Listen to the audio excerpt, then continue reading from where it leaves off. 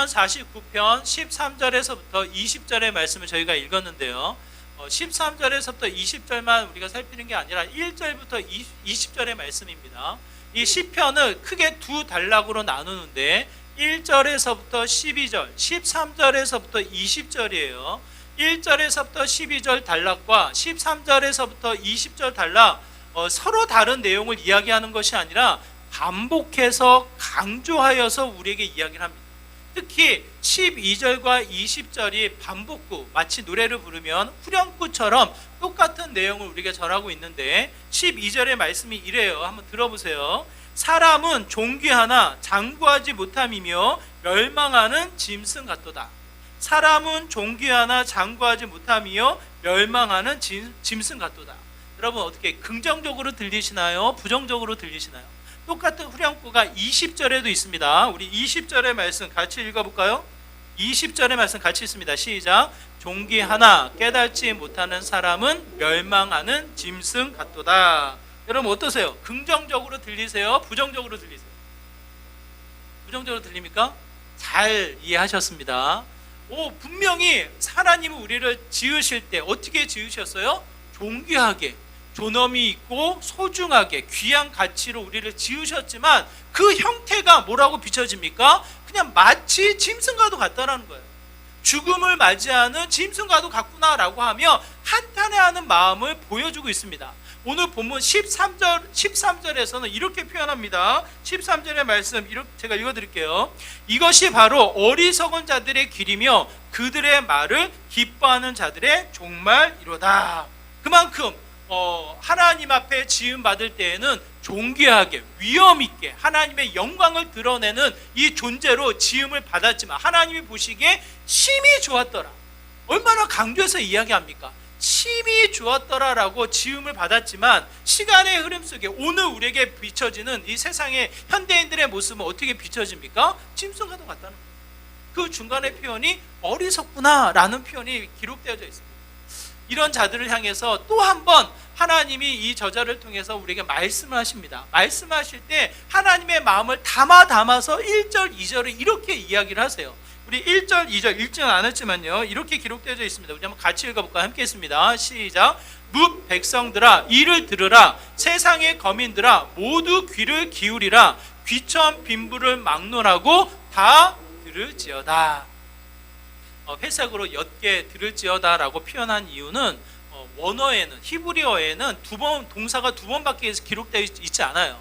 우리나라 문장으로 마무리를 짓다 보니까 앞에 있던 동사가 다시 뒤로 와서 마무리를 짓는 형태를 취합니다. 그래서 실제로는 두 번의 히브리어 동사가 기록되어지는데 쉐마라는 단어와 아잔이라는 단어가 기록되어져요. 들으라라는 이 메시지가 담겨져 있지만 강조하는 부분이 다른데 쉐마는 집중해서 귀를 쫑긋 세워서 열심히 들으라라는 거예요. 그리고 아잔이라는 단어는 그 이야기를 소리로만 듣지 말고 머리를 통해서 이해하며 마음에 새겨서 결단하여 그 말씀을 붙잡아 나가도록 들으라는 거예요.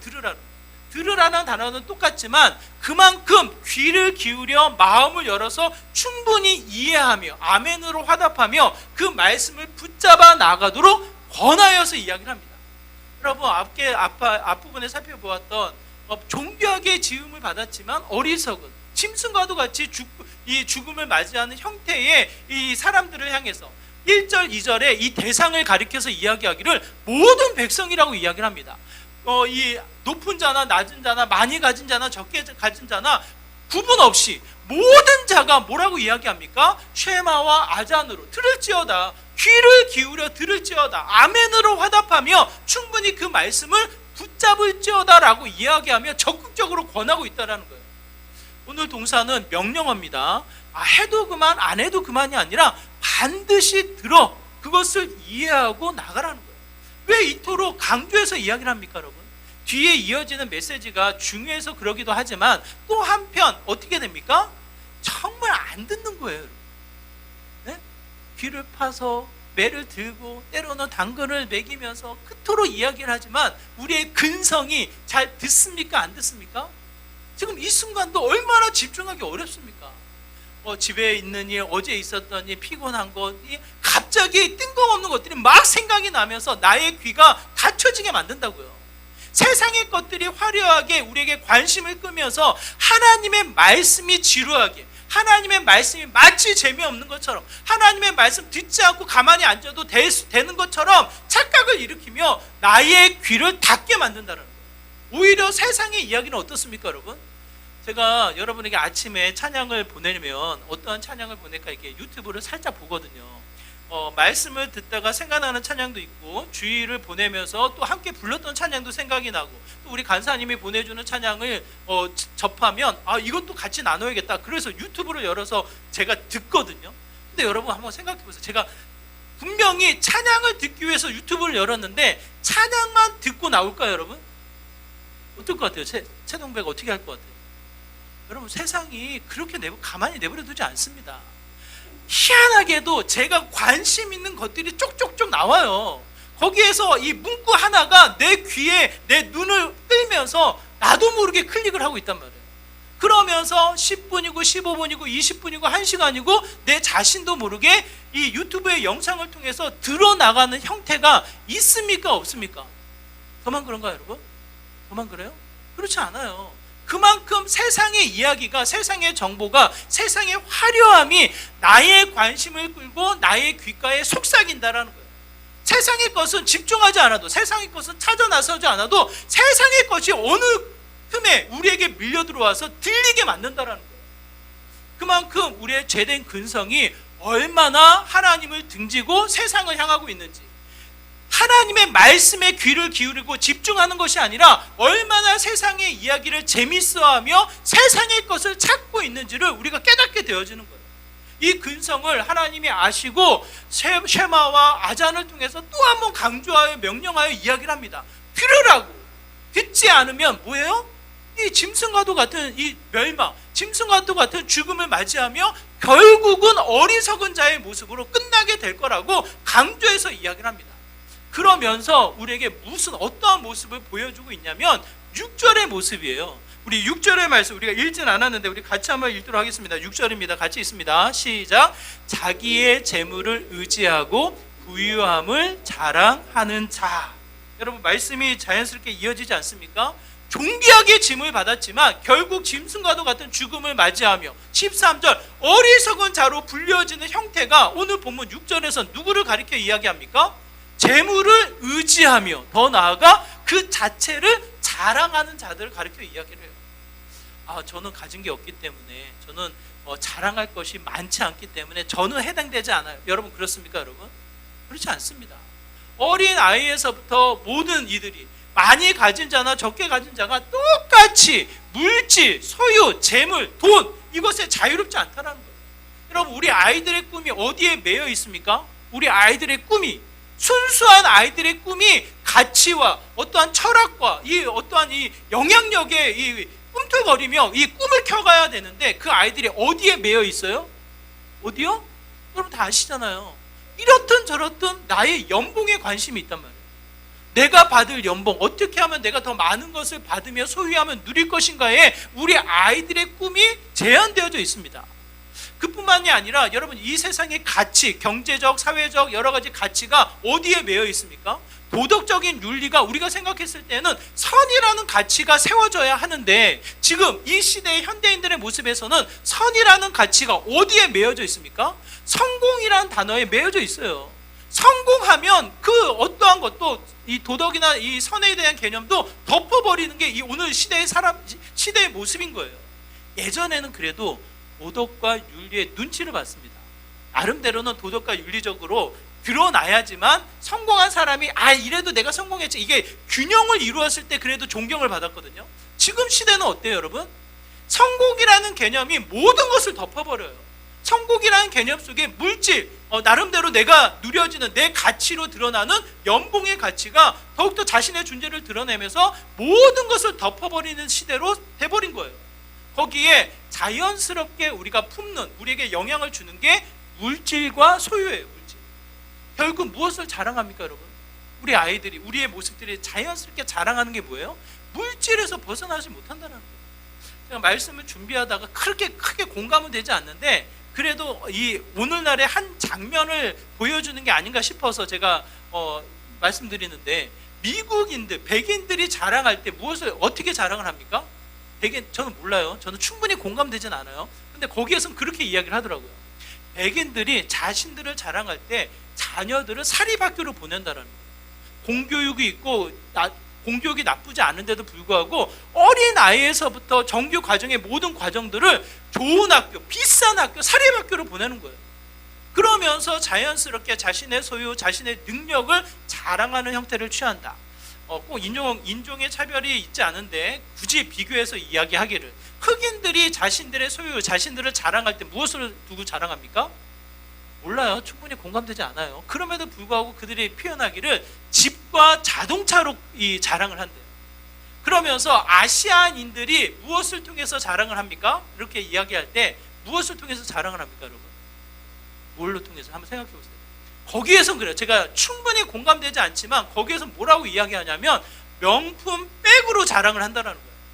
자연스럽게 자신의 위치, 자신의 능력, 자신의 가치가 메고 있는 가방을 통해서 자랑을 한대요.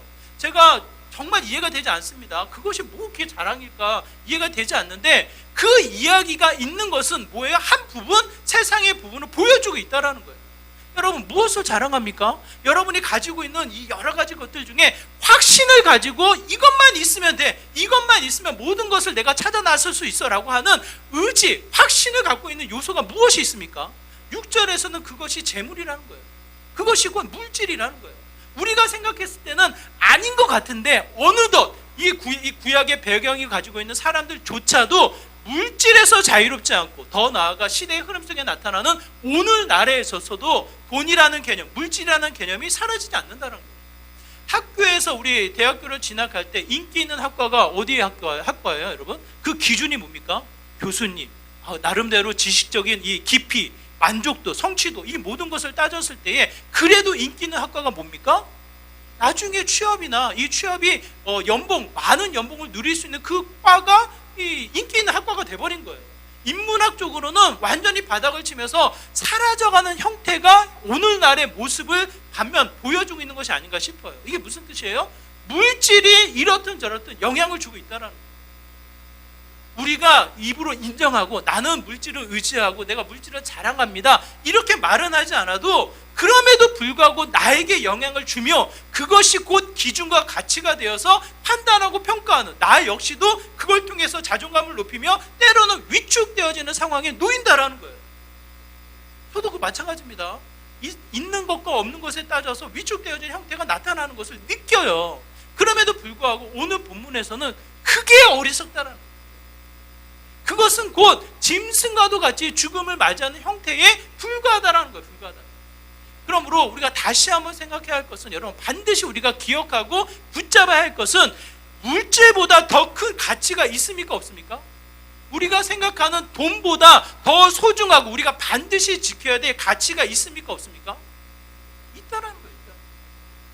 제가 우리 감독님 계신데 감독님한테 왜 이 프로 우리 청주팀은 이렇게 더 이게 뭐죠? 실력을 키워야 된다고 하나? 우리 감독님이 그때 한번 조금 이렇게 우리 청주팀이 약하다고 표현하셨거든요. 그래서 좀 더 강하게 키우면 어떻게 해야 되나요? 제가 여쭤봤어요. 감독님이 대번 말씀하셨습니다. 뭐라고 얘기하셨을까요? 돈이죠. 프로잖아요, 프로. 프로들은 결국은 뭡니까? 자신들의 가치를 이 프로에 이 얼마로 쳐주느냐, 연봉을 통해서 결국은 계약을 통해서 이 선수들이 이동을 하다 보니까 감독님이 열심히 키우고 나름대로는 실력을 키워놓으면 결국 연봉 따라서 간다라는 거예요. 거기가 고양시 팀인가? 그렇게 제가 들었어요. 그래서 열심히 키워놓고 양육해 놓으면 결국은 그 프로들은 자신들의 연봉을 높이 쳐주는 곳으로 이동한다라는 거예요. 그게 뭡니까? 자신의 가치와 존재, 프로라는 이 존재의 가치를 돈의 기준으로 나타낼 수밖에 없다라는 거예요. 그게 뭐가 문제입니까? 잘못됐다라고 이야기하는 게 아니라 그만큼 시대의 흐름 속에 물질과 돈이라는 개념이 크게 자리를 잡고 있다라는 거예요. 이 관점을 통해서 우리가 생각해 보면 최근에 손흥민 선수가 토트넘에서 떠나서 LAFC로 옮겨갔거든요. 많은 사람이 이슈로 그것을 주목을 하게 됩니다. 그러면서 관심이 뭐예요? 우리들의 관심은 얼마나 받을까? 이적료는 얼마고 연봉은 얼마까 뭐 이런 게 관심이잖아요. 자연스럽게 뉴스를 통해서 노출되어진 게 이적료는 대략 368억 원. 토트넘이 받는 이적료가 368억 원이면 본인이 받을 연봉이 121억 원이에요. 그 자체가 우리는 궁금한 게 아니라 그 작년에도 그렇고 올해도 그렇고 어디가 이 손흥민 선수를 탐내고 있었습니까? 어디가요? 사우디 리그가 사우디 팀들이 이 오일 머니를 통해서 유명한 선수들을 다 영입해 가려고 하거든요. 왜냐하면 이 사우디의 어떤 이 인기도, 이 축구의 발전을 위해서 호나우두는 이미 가 있고 여러 선수들을 영입하는데 거기에 손흥민 선수가 늘 언급이 되거든요. 그때 이 손흥민 선수가 받을 수 있는 연봉, 손흥민 선수가 이적을 했을 때 받을 수 있는 이적료가 이 뉴스를 통해서 나타나게 되는데 구단에게 나누어지는 이 이적료가 644억 원 정도가 된다라는, 거의 2배가 돼요. 2배. 368억 원에서 644억 원이 되는 2배가 되는 차이가 있고, 연봉은 3배, 4배의 차이가 나타나요. 120억 원을 지금 받아서 LAFC로 옮겨갔는데, 만약 사우디로 갔다면 최소한의 연봉이 350억 원에서 오히려 567억까지 받을 수 있었을 것이다 라고 예측을 합니다. 여러분, 120억 원에서 몇 배가 뜁니까? 4배에서 5배가 뛰는 거예요. 별로 놀라지도 않네요. 네? 그 정도는 뭐 다들 갖고 계신가? 굉장히 놀란 수치예요. 수치로 들어도 이 가늠이 되지 않는 수치예요. 그럼에도 불구하고 이 손흥민 선수가 사우디로 가지 않고 LAFC를 선택했다는 거예요. 프로라면 나름대로의 가치를 둔다. 물론 이 손흥민 선수가 오랜 시간에 프로를 뛰어서 나름대로는 쌓아놨구나, 나름대로는 여유롭구나, 그래서 이 유혹 안 받고 LA로 갔구나, 이렇게 우리가 생각할 수 있지만, 여러분, 있는 자나 없는 자나 돈의 유혹은 똑같습니다. 10,000원의 가치가 있는 자에게는 가볍게 여겨지죠. 그렇지 않습니다. 있는 자들 역시도 1,000원이면 10,000원이면 소중히 여겨요. 그만큼 이 돈의 가치를 내려놓고 가치를 붙잡았을 때 손흥민 선수를 주목하는 거예요. 많은 사람들이 왜 LAFC를 갔을까 생각을 해요. 본인이 뭐 얘기를 하지 않았기 때문에 알 수는 없지만 세 가지의 이야기를 하더라고요. 가족을 위해서 갔다. 늘 그 손흥민 선수가 인터뷰를 할 때 행복했으면 좋겠다, 자신이 좀 행복을 누렸으면 좋겠다, 이런 표현을 많이 썼대요. 굉장히 스트레스가 많았나 보죠. 그러면서 LA로 간 이유가 가족과 함께, 그래도 한인들이 가장 많이 있는 곳에 삶의 공간을 좀 여유롭게 넓히기 위해서 간 게 아니냐, 뭐 이런 해석도 하고, 또 어떤 이들은 아직까지는 우승 트로피를 많이 들어 올리지 못했기 때문에 승률을 높일 수 있는 곳으로 가지 않았을까, 그래서 LA로 간 것이 아닌가, 뭐 이런 얘기를 해요. 그 중에 하나가 뭐가 있습니까? 2026년도 월드컵을 생각했다라는 거예요.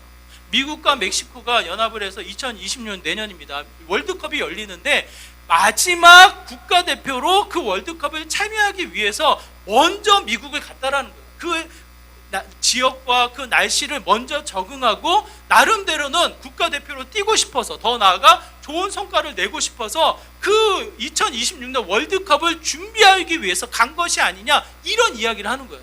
손흥민 선수가 당연히 나는 국가대표고 나는 2026년도에 좋은 성과를 내기 위해서 왔습니다, 이런 얘기를 하진 않았습니다. 그럼에도 불구하고 예측해 보는 거예요. 본인의 물질적인, 본인의 어떠한 이 경제적인 이 유익을 생각하기보다는 그것보다 더 뛰어난 뭐가 있습니까? 가치가 있다는 거예요. 가치. 물질과 눈에 보여지는 소유에만 매여 있는 것이 아니라 그걸 뛰어넘는 가치가 있습니까? 없습니까? 있다라는 것을 또 한 번 우리가 생각하게끔 말씀해 주는 거예요. 오늘 본문은 이야기합니다. 정말 재물을 의지하는 게 맞냐? 우리의 자랑이 재물에, 명품백에, 내 자동차에 우리 아이들을 좋은 데 보내는 것을 자랑하며 내 존재를 드러내는 게 맞냐? 그 가치를 우리에게 드러내서 이야기를 하는 거예요. 여러분, 자연스럽게 우리의 자랑이 거기에 매여 있는 형태가 있습니까? 없습니까? 있다라는 거예요. 있다라는 거예요. 하지만 성경은 우리에게 그렇게 이야기하지 않습니다. 우리 성경은 뭐라고 이야기합니까? 오늘 보면 고린도후서 1장 12절에 보면 분명히 이야기하는데요. 우리 한번 같이 읽어볼까요? 함께 했습니다. 시작. 우리가 세상에서 특별히 너희에 대하여 하나님의 거룩함과 진실함으로 행하되 육체의 지혜로 하지 아니하고 하나님의 은혜로 행함은 우리의 양심이 증언하는 바니 이것이 우리의 자랑이라. 바울의 고백이거든요. 바울의 이 소유, 바울이 유일하게 자랑하는 게 뭡니까, 여러분? 뭐예요? 여러분 한번 생각해 보세요. 여러분이 자랑할 게 뭐가 있습니까? 답을 찾기가 어려워요? 자, 이스라엘 백성이 애굽 땅에서 이스라엘 백성이 자랑할 게 뭐가 있습니까, 여러분?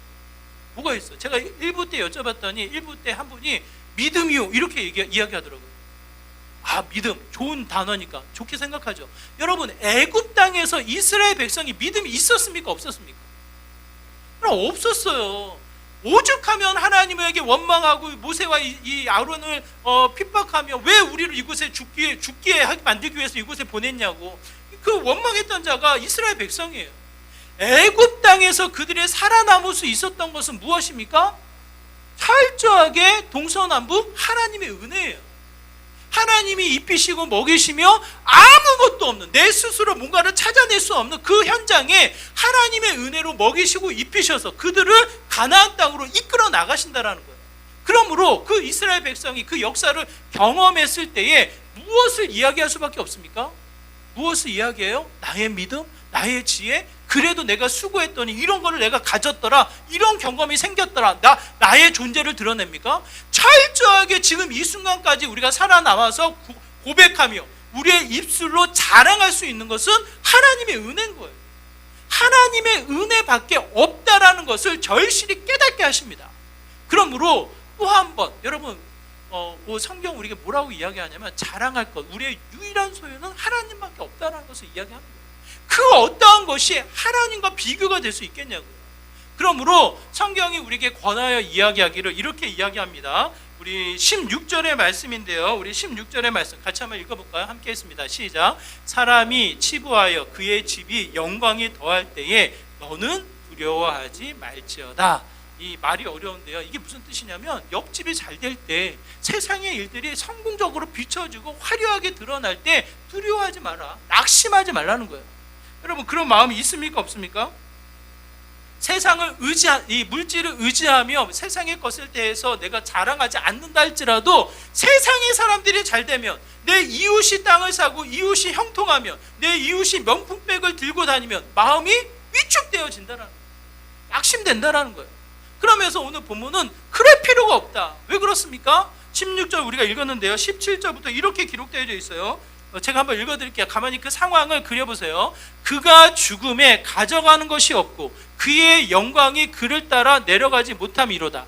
그가 비록 생시에 자기를 축하하며 스스로 좋게 함으로 사람들에게 칭찬을 받을지라도, 우리 19절 같이 읽을까요? 그들은 그들의 역대 조상들에게로 돌아가리니 영원히 빛을 보지 못하리로다. 뭐라고 이야기합니까? 두려워하거나 낙심하거나 내 마음이 위축될 필요가 있다 없다? 반대로 이야기하면 위축된다라는 거예요. 두렵다라는 거예요. 그냥 갑자기 생각난 롯데 월드타워 우리 호텔 갔다 왔대. 사진 찍었더라고요. 저도 7월 달에 다녀왔거든요. 우리 어르신들을 모시고 제가 다녀왔는데, 우리 가족 어르신들 별로 재미없어요. 네? 거기 도담이 위축돼. 괜히 입고 있는 옷도 좀 초라해 보이고 전에는 안 그랬는데 이번엔 7월 달에 좀 위축이 되더라고요, 제 스스로가. 그래서 잠깐 있었거든요. 그 어르신들 전망대 다녀오신다고 그래가지고 1시간 정도 다녀오시고 저 혼자 1시간 있었는데 굉장히 마음이 위축되더라고요. 예전에는 막 찻집이나 이 먹을 거 찾아다니면서 먹고 막 즐겼는데, 이번에는 위축되는 마음이 들더라고요. 그래서 제가 왜 그런가 생각해 봤더니 상황적으로 그냥 위축되어져 있는 거예요. 전과 후가 제가 뭐가 달라졌습니까? 옷이 달라졌습니까? 외모가 달라졌나? 제가 봤을 때 똑같아요. 뭐 달라진 게 없어요. 그냥 마음이 뭔가 비교되어지는 느낌으로 위축되어진다라는 거예요. 안 그러려고 해도 그냥 세상이 보여지는 것으로, 그냥 거울에 비춰지는 모습으로 위축되어지고 낙심되고 또 때로는 더 심하게 두려워질 수도 있다라는 거예요. 그런데 가만히 생각해 보라고. 그들의 입고 그들의 이 먹고 그들의 생활의 이 모습들이 영원할 것 같냐고. 그렇지 않다라는 거예요. 결국은 사라지고 결국은 없어지고, 아무리 스스로를 가꾸어서 칭찬받는 짓을 많이 한다 할지라도 결국은 뭡니까? 본인이 갖는 것은 한 평에 불과하다라는 거예요. 요즘은 낙고 땅으로 가니까 한 평도 갖지 못하고 그냥 조그만 칸에 이 마지막에 어떠한 기념비적인 것만 남게 되는 거지 아무런 것을 가지고 갈 수 없다라는 거예요. 누가복음 12장에 보면 동생이 와서 예수님께 요청을 합니다. 저 형에게 혼내주라고, 저 형이 가지고 있는 유산을 좀 나누게끔 혼내주라고 이야기를 해요. 근데 예수님이 그 이야기를 듣고 뭐라고 이야기합니까? 형에게 찾아가서 네가 가는 거 욕심 부리지 말고 동생이랑 나눠줘, 이렇게 얘기하면 동생 입장에서 너무 좋죠. 제가 동생이거든요, 막내거든요. 근데 그렇게 얘기하지 않으셔요. 예수님이 하시는 말씀은 뭡니까? 비유로 말씀하시기를 아무리 곳간에 이 곡식을 쌓아놓는다 한들 그게 무슨 소용이 있겠냐고. 그날 밤 내가 너를 부른다면 그 쌓아놓은 곡식이 누굴 것이며 그것이 누구를 위한 것이냐라고 이야기하며 아무런 의미가 없다라는 것을 오히려 가리켜서 이야기를 합니다. 형에게 찾아가서 유산을 나눠달라고 요청하는 것이 합리적으로 보일 수 있으나 예수님은 합리적인 것을 따지는 것이 아니라 그 가치를 뛰어넘는 뭡니까? 소유의 의미가 없다라는 거예요. 오히려 곳간에 곡식을 가득 채운 사람을 가리켜서 뭐라고 이야기합니까? 누가복음 12장 21절의 말씀이에요. 한번 같이 읽어볼게요. 함께 했습니다. 시작. 자기를 위하여 재물을 쌓아두고 하나님께 대하여 부유하지 못한 자가 이와 같으니라. 오늘 본문에서는 어리석은 자예요. 결국 죽음을 맞이하는 짐승과도 같은 어리석은 자의 모습으로 친하는 형태를 이야기를 합니다. 재물을 의지해서 재물을 자랑하며 그걸 통해서 위축되어지는 우리들의 마음의 형태를 가리켜 이야기하를 그럴 필요가 없다는 거예요. 철저히 하나님만이 나의 소유가 되며 하나님만이 나의 자랑이 되고 그를 통해서 또 한 번 우리가 어떻게 됩니까? 영원한 생명을 통해서 빛을 발하는 믿음의 삶이 된다는 거예요. 아무리 명패백을 들고 있다고 해도 아무리 우리 아이들을 명문 사립학교를 보낸다고 해도 그 자체가 무슨 의미가 있냐고. 하나님을 알지 못하고 하나님을 떠나보내고 하나님이 주신 영원한 생명을 깨닫지 못한다면 짐승과도 같은 똑같은 존재에 불과하다는 거예요.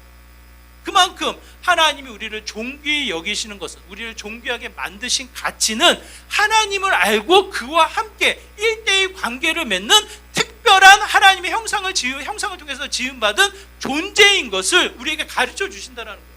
그것을 깡그리테 무시하고 그것을 잊어버리고 그냥 세상의 것을 쫓아나가는 형태는 결국 안타깝다는 거예요. 소중한 가치를 놓쳐버리는 어리석은 자의 모습에 불과하다. 여러분, 어린 아이들이나 눈에 보여지는 선물, 눈에 보여지는 이 먹거리, 사탕, 초콜릿에 눈이 팔려서 부모님이 안 보이죠. 그 어린 아이들이나 그렇죠. 좀 철이 들고 이 아이들이 자라났을 때는 가장 반가운, 가장 소중한 이 선물이 누굽니까? 무엇에 있습니까? 아무리 좋은 것을 내민다 할지라도 그것을 내민 사람보다는 더 클 수가 없는 거예요. 그렇잖아요. 아무리 맛있는 것, 아무리 멋진 선물을 갖다 준다 해도 그것을 주신 부모님보다 더 클 수 있습니까, 여러분? 아무리 많은 재산을 남겨준다고 해도 그 재산보다 그 부모님의 가치가 더 클 수가 있습니까, 여러분? 그럴 수 없다는 거예요. 그만큼 선물은 준 자보다 클 수가 없는 거예요. 하나님이 아담과 하와에게 가장 큰 선물로 내민 게 뭡니까, 여러분? 아담과 하와에게 가장 큰 선물로 내민 게 뭐예요? 한번 생각해 보세요. 천지를 지으시고 이 땅의 모든 것을 주시며 정복하고 다스리라라고 사명을 주시며 가장 크게 주신 게 뭡니까? 결국은 하나님 자신이에요. 결국은 이 땅에 그 무엇을 준다 할지라도 안 준다 할지라도 그것을 뛰어넘는 지으신 그 존재 자체, 하나님이 가장 크다라는 거예요. 그것을 증명이라도 하듯이 예수님을 이 땅에 보내셔서 십자가에 죽게 하시고 우리로 하여금 새로운 생명을 더하셨다라는 것을 이야기합니다. 그러므로 오늘 말씀을 통해서 우리가 절실히 깨닫는 것은 진정한 나의 소유, 나의 자랑, 낙심치 않고 영원한 생명을 통해서 누려질 그 은혜가 무엇으로 나타납니까? 하나님 자신이라는 거예요. 시편 16편 5절에서 6절의 말씀인데요. 우리가 같이 한번 읽도록 하겠습니다. 같이 있습니다. 강조하고 반복해서 대구법을 통해서 우리에게 이야기하는데요. 함께 있습니다. 시작. 여호와는 나의 산업과 나의 잔의 소득이시니 나의 분깃을 지키시나이다. 내게 줄로 재어 준 구역은 아름다운 곳에 있으며 나의 기업이 실로 아름답도다. 무엇을 의미합니까? 여러분, 나의 소유, 나의 자랑, 세상의 것과 충분히 비교되지만 그럼에도 불구하고 낙심치 않을 유일한 이유 무엇이에요? 이 땅을 지으신 하나님이, 이 땅을 이끄시는 예수 그리스도가 또 한 번 놀라운 역사를 일으킬 성령 하나님이 어떻게 해요? 나의 하나님이 되신다라는 거예요. 나는 그분의 백성이 된다라는 거예요. 그로 말미암아 그 어떤 것으로 인해서 자랑하거나 위축되거나 오히려 교만할 필요가 없다라는 것을 성경은 우리에게 분명히 말씀하십니다. 예수님의 가치를 기억하셔서 우리가 또 한번 깨달아야 하는데요. 오늘 본문 15절에서 그 이야기를 합니다. 우리 15절의 말씀 같이 읽어볼까요? 함께 했습니다. 시작. 그러나 하나님은 나를 영접하시리니 이러므로 내 영혼을 스올의 권세에서 건져내시리로다. 오늘 본문은 우리에게 분명히 말씀하십니다. 하나님이 유일한 소유가 되신다라는, 그로 말미암아 그 가치가 영원하다는 것. 우리가 또 한 번 이 땅에 우리 두 손으로 붙잡을 것은 하나님밖에 없다라는 것을 분명하게 말씀하시는 거예요. 그래도 세상이 좋습니까, 여러분? 그래도 좀 돈이 있으면 좋겠습니까? 그래도 물질이 있으면 좋겠습니까? 여러분, 결국 이 땅의 싸움이 뭘로 나타납니까? 형제들의 싸움이 뭘로 나타납니까? 세상의 다툼과 갈등이 무엇으로 나타납니까? 결국 우크라이나와 이 러시아가 왜 싸우고 있습니까? 결국 경제권이에요. 경제권을 쥐락펴락 어디에 좀 유리한 쪽으로 갔느냐, 그 싸움이에요. 그 싸움. 땅 따먹기가 아니라고요. 그 땅을 통해서 나타나는 경제적인 효과를 따지는 거라고요. 결국은 돈 싸움이에요. 물질 싸움이에요. 결국은 시대는 많이 가지면 가질수록 그것을 통해서 두려워하며 그것을 통해서 결국은 죽음을 향해 나가는 형태밖에는 나타나지 않습니다. 그러므로 필요하죠. 물질이 필요하죠. 요즘은 또 카드를 잘 쓰더라고. 우리 비전트리 팀이, 제가 2009년, 10년, 11년도, 12년도 비전트리 한참 갔었거든요. 한참 갔을 때는 이 현금을 환전해서 이제 많으니까, 액수가 좀 크니까 두세 사람이 나눠가지고 다녔거든요. 제 경험을 앞세워서 우리 용재 집사님께 환전해야 되지 않냐고, 두세 사람 나눠서 가라고 내가 이렇게 딱 코치를 했거든요. 그때 우리 용재 집사님의 멋쩍은 미소 표정 기억나시죠? 웃는 것도 아니고 웃지도 않는 것도 아닌 그 멋쩍은 미소로 요즘은 카드가 있다고. 카드, 이 송금을 본인이 쓰는 카드가 아니라 이 뭐라 그랬죠? 무슨 이 송금을 해놓으면 현지에 가서 ATM 기계로 찾으면 된대요. 그냥 그걸로 쉽게, 요즘 청년들은 그렇게 여행을 한대요. 얘기를 듣고 제가 얼마나 멋쩍었는지 제가 우리 이미연 집사님 통해서 환전하라고 막 아는 척을 했는데 그게 아니더라고요. 현금과 카드로 얼마나 우리가 편리하고 유용하게 사용을 합니까? 없어서는 안 되죠. 살아가기 위한 방식이 되고 수단이 되죠. 그런데 그게 목적이 될 수는 없다는 거예요. 그게 내 꿈이 될 수는 없다는 거예요. 그게 뭔가를 평가하는 기준이 될 수는 없다는 거예요. 필요해서 우리가 만들어서 활용은 하지만, 그걸 통해서 선교도 하고 그걸 통해서 교회 일도 하지만, 그것이 마치 목적이 되어서 내 삶에 영향을 준다면 이것은 어떻게 됩니까? 짐승의 목에 매어서 이 끌려가는 짐승과도 같다라는 거예요. 그래서 성경 우리에게 이야기합니다. 그걸 의지할 게 아니다. 철저하게 하나님을 의지하고 하나님만을 자랑하며, 왜? 그 은혜로 우리가 사는 거니까. 세상의 것과 비교했을 때 세상의 것은 사라지지만 하나님의 것은 영원하기 때문에 위축될 필요가 없다. 지금은 비교돼서 내가 조금 낙심되고 이 배가 아프고 위축되어지는 마음이 분명히 있지만 그것이 끝이 아니기 때문에 또 한 번 하나님의 것을 기대하며 하나님의 것으로 채우며 어떻게 합니까? 내 평안, 내 기쁨을 누려나가는 형태가 된다는 거예요. 진정으로 함께 고백하기를, 하나님만이 나의 길, 하나님만이 나의 소유, 그분이 나의 품깃이 되셔서 내 생각보다 더 큰 나라를 이루게 하실 것이라. 예레미야서 17장에 보면 물가에 심겨온 나무라고 표현하거든요. 비가 오나 비가 오지 않아 항상 그 나무는 열매를 맺는 거예요. 그와 같은 존재가 우리의 모습이다라고 성경 우리가 말씀하고 있습니다. 그러므로 어때요? 세상의 것을 무엇으로 우리가 비교하며 그걸 쫓기 위해서 우리가 분주하게 살아갈 것이 무엇이 있겠습니까? 두 팔을 들어 하나님을 붙잡으시고 유일한 소유로 고백하시고 그 은혜를 누리는 저와 여러분의 삶이 되기를 다시 한번 부탁을 드립니다. 그 자리가 영원히 빛나는 자리, 또 한번 이 땅에 주님의 영향력을 펼쳐나가는 믿음의 삶이 된다고 저는 확신을 합니다. 하나님을 유일한 소유로 삼아 영원한 가치를 다시 한번 붙잡으시고 그의 열매, 그의 확장, 그의 영광을 누려나가는 저와 여러분의 삶이 되시기를 주님의 이름으로 축원합니다. 말씀을 기억하시면서 우리 잠깐 함께 기도하기 원합니다. 하나님, 우리의 일상이 다시 한번 주님만을 의지하고 주님만을 나의 소유로 삼아 주님만을 다시 한번 품어 나아가는 믿음의 삶이 되기를 소망합니다. 세상의 속삭임, 세상에 보여지는 화려함 때문에 위축되거나 또한 그것에 마음 뺏기지 않게 하여 주시고 내 마음을 지켜 내 두 손을 들어 주님 붙잡게 하시고 주님만을 고백하는 믿음의 삶이 되게 하여 주시옵소서라고 이와 같은 마음으로 함께 기도하며 나오도록 하겠습니다. 기도합니다. 하나님 아버지, 이 시간 간절한 마음으로 기도합니다. 세상의 화려함, 세상의 소유, 세상의 풍요에 마음 뺏기지 않기를 소망합니다. 다시 한번 주님만이 나의 유일한 소망이요 자랑입니다. 주님의 은혜로 말미암아 우리가 살아갑니다.